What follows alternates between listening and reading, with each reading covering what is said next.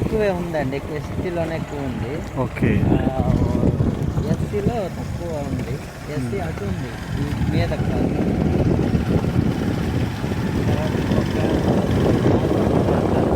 జాత ముఖం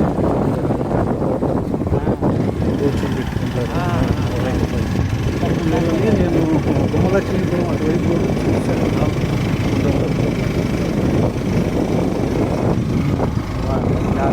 తర్వాత గదబ అని మళ్ళీ ఉంటారు. గదబ తర్వాత మోకదొర. మోకదొర నేనంటే మేకంటే మోకదొర అంటారు ఎస్టీలో. ఓకే, మోకదొర. ఎస్టీలో మోకదొర, ఎస్టీలో గదబ, ఎస్టీలో జాతపు. వాళ్ళే ఇక్కడ ఎక్కువ. ఓకే. జాతపు ఎక్కువ అన్నిటికంటే. అందరూ వ్యవసాయం మీద ఆధారపడి ఉంటారు. వ్యవసాయం. Very good.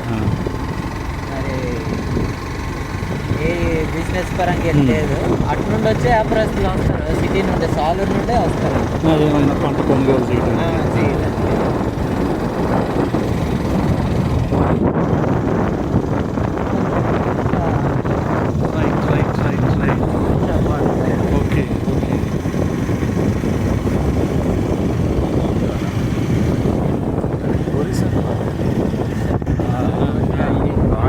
అదే అదే.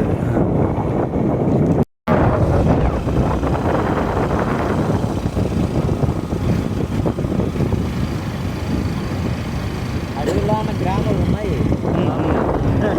కానీ ఇది ఫేవరబుల్ సీజన్ కాదు.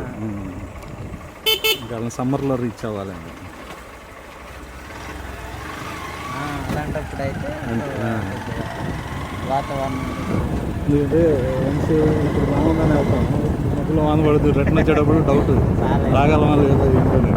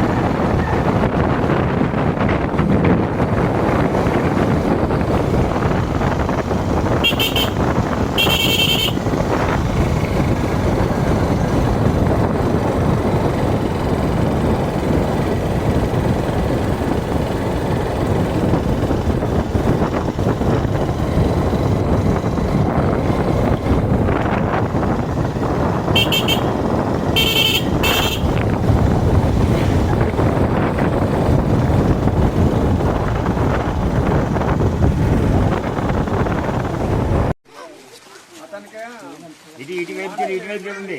ఫోటో తీసుకో. ఇటువైపు ఆగు, మళ్ళీ ఉన్నాయి సాగండి.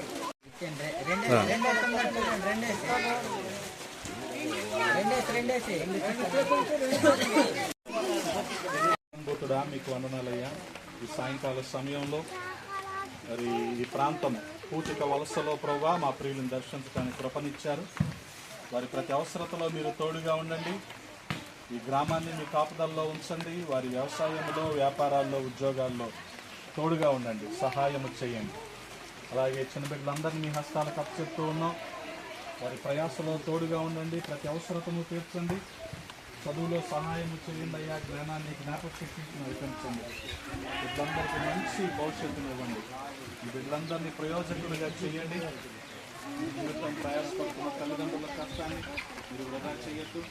అలాగే గ్రామ పెద్దలు, వాలంటీర్లను బట్టి, టీచర్ను బట్టి స్తోత్రాలు, సహాయం చేయండి. ఈ ఒక్కరిని దీవించి ఆశీర్వదించమని యేసయ్య నామములో అడిగి వేడుకుంటున్నాము తండ్రి. ఆమేన్.